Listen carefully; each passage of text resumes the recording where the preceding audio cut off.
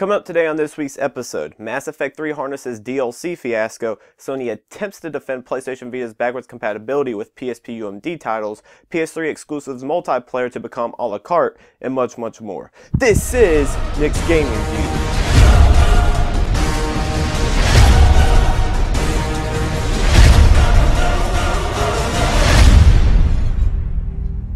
Hello everybody and welcome to Nick's Gaming View episode number 65. You're here with your host, Nick McCandless. Mass Effect 3 harnesses a DLC fiasco. Set to launch on March 6th, Mass Effect 3 has attracted a large amount of media attention in regards to its recently announced DLC pack, From Ashes. With its release planned for a day-and-date launch, with Mass Effect 3 providing gamers with the Prothean squad mate, an adventure on Eden Prime, a new weapon, and an alternative appearance for every squad mate, many gamers have erupted as the idea of Electronic Arts and Bioware stripping the content from the intended experience immediately crossed minds.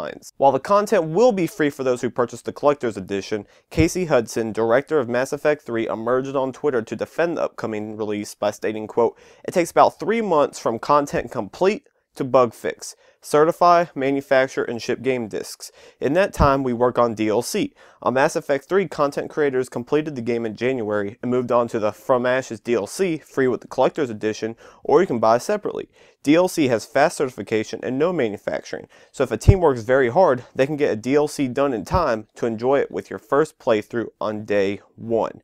End quote. So I believe Hudson did a pretty good job of explaining this. A lot of people don't understand what all goes on behind the scenes when it comes to developing and publishing a video game. There's a lot more than just plopping it on the disc, shipping it out, and calling it a day. It has to go through certification, bug fixes. So while they're waiting for that all to go through, of course they can work on DLC. And like he said, if they work hard, they can get it to come out the same day, so you don't have to wait for it. So I think it did a pretty good job. A lot of people still do not believe what Casey has said, but I really do. Understanding what all goes on behind the scenes, I really do think they were working on this DLC for the past few months while they're waiting for the game to reach its certification stage. But let me know what you guys think in the comments section. You guys may disagree.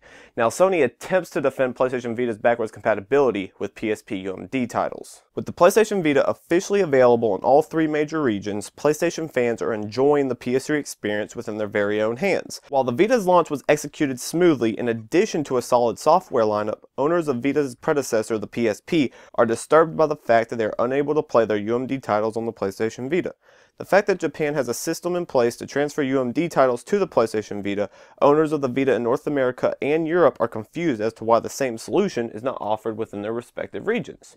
In defense of the situation, Shuhei Yoshida, president of Sony's worldwide studios, responded to the frustration by stating, quote, "The system has been introduced in Japan where there is a much larger demand for PSP games.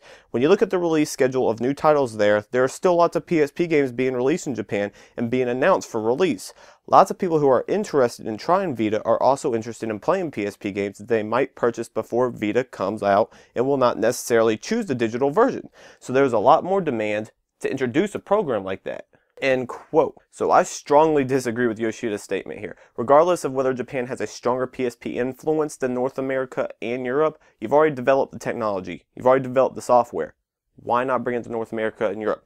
Yes, there might be a couple stages they have to go through. It may not be as simple as it seems, but at the same time, you have gamers who have invested in the PSP, its games, and now the PlayStation Vita. There should be nothing stopping them from bringing their PSP games that are on UMD to the PlayStation Vita. What do you guys think? Please let me know. Now, a PS3 exclusive multiplayer is going a la carte. After its launch roughly a year to date, Killzone 3 will be releasing its multiplayer portion of the game to the PlayStation Network free of charge on February 28th, following a a la carte model. With an effort to keep the multiplayer active, free multiplayer will feature all maps and modes, but will feature an unidentified level cap. For those wanting to experience Killzone 3 online without any limitations whatsoever, the full level uncapped version of Killzone 3 multiplayer will cost $14.99. Now, if you guys have been following what I do, you already know I'm a huge fan of Killzone 3. Love the online multiplayer, and they're releasing it for free. Now, yes, they are going to have a level cap, but at the same time, to be able to experience that on all maps and modes, that's pretty cool for those who have not already adopted Killzone 3. And the fact that if you're just interested in the multiplayer section of the game, $14.99 $15 for a full-fledged online multiplayer experience. You cannot beat that. And that's actually my question of the week.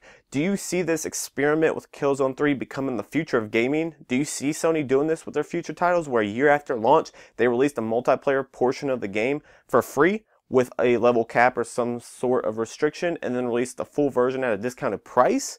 Let me know what you guys think in the comment section. I'm very interested to hear what you guys have to say.